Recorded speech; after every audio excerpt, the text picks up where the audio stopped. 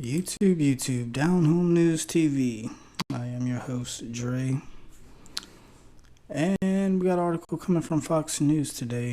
I'm going to read briefly about it. It's about a Boeing whistleblower who passed away. But I think I'm not sure. I haven't kept up with all the latest information about it, but I want to say it's the third person that passed away. But let's get into this article.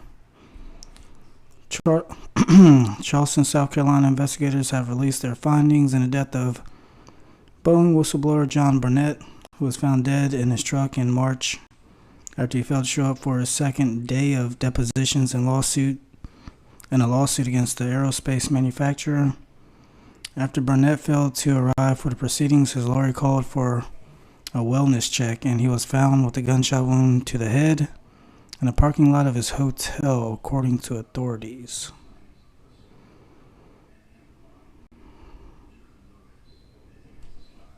And got here highlighted in blue, Boeing whistleblower's mom lays blame for son's death, deemed apparent suicide in a new interview. There's an actual video. Let's see what Fox News is talking about in this thing. 2 days this week. In Senegal, a Boeing 737 catching fire, forcing passengers to evacuate and injuring 10 people on board. On the same day, a tire exploding as a plane lands at a southern Turkey airport. And on Wednesday, also in Turkey, a plane experienced a nose gear failure, leaving the nose dragging across the runway, causing all that smoke and those sparks as well. Santiago Paredes spent a decade doing final inspections on 737 fuselages for Spirit AeroSystems, which is one of Boeing's largest suppliers. He is now a Boeing whistleblower and joins us now. Santiago, good morning to you. You have a story to tell when it comes to Boeing safety on their planes. What would you like to say? First of all, thank you for allowing me to speak. Yeah, I spent over 12 years working at Spirit AeroSystems, and yeah, Ad.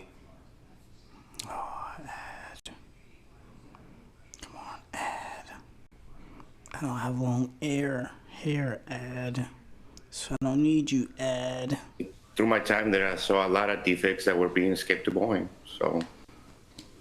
And did you feel pressured in any way to move the planes along and not point out the problems with them?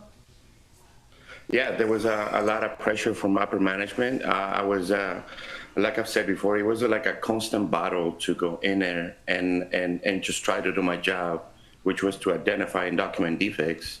And it was a constant battle for me just to do that. Yeah, so you say that in February of 2022, your boss asked you to do inspections faster and become less specific about the defaults, which you described as unethical. So it sounds like your boss was telling you not to do your job well. And we're talking about airplanes that people fly on every single day. Where does that leave the passengers? Yeah, go ahead. No, yeah, they asked me to document defects in a different way, basically falsifying the information that was on how the documents were logged, just to Having a little trouble with his audio.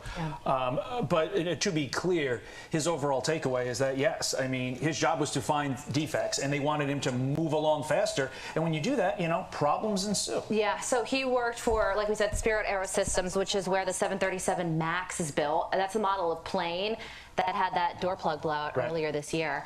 Santiago, if you could speak to that. We were just talking about how you worked for Spirit AeroSystems, where the 737 MAX jet was built. When you saw that footage of the door plug blowout, were you surprised? I was not surprised. Before that, I was part of, I was the former employee one on the investors lawsuit that was filed on December 19th and updated later on March. But on December 19th, I had a statement that was recorded even before that, months before the Alaskan Airlines, where I said that it was just a matter of time before something significant could happen, and before something escaped to and something would happen. Yeah. Well, we're running out of time before we toss on over to Fox and Friends. But before we let you go, knowing what you know now, would you fly on a Boeing plane? It makes me very nervous, and yeah, it makes me nervous when I phone a flying plane, on a Boeing plane. Sanjay. Well, I thought they was going to talk more about the whistleblower that passed away, but let's get back into the article. Continuing on, Barnett, he had a pistol in his right hand, and investigators later confirmed gunshot residue on his hand. They found a single shell casing in the truck and a suicide note on the passenger seat.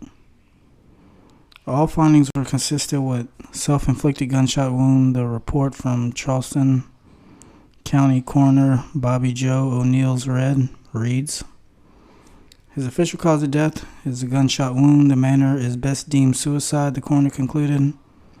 Additionally, police said he was locked inside his vehicle alone when they found him. Along with a key fob, they found no signals of unusual travel patterns or communications in his phone records.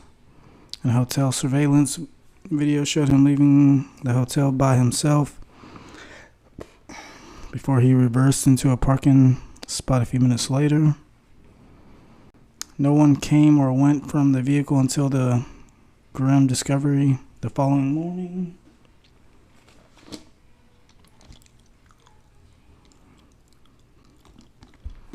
Police said the record showed Barnett bought the handgun legal in 2000, and they found his fingerprints on a notebook containing his suicide letter.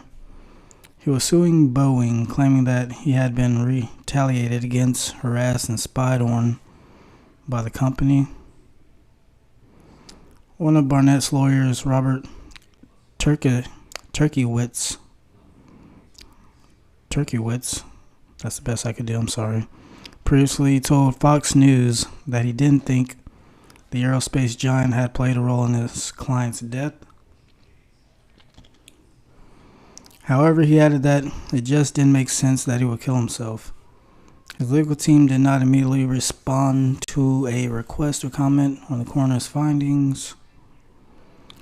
Barnett worked for Boeing for over 3 decades before retiring in 2017 as a quality control engineer. In 2019, he told the BBC that Boeing would rush to get its 787 Dreamliner jets off the production line, compromising safety.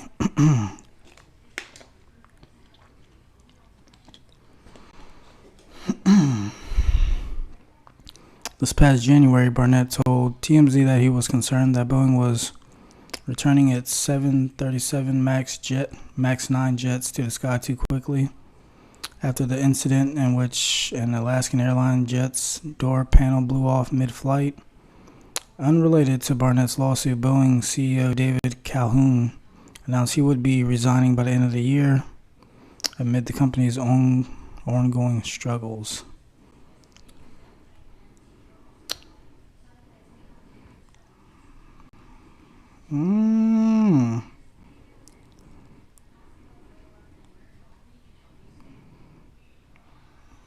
It's a disturbing article, but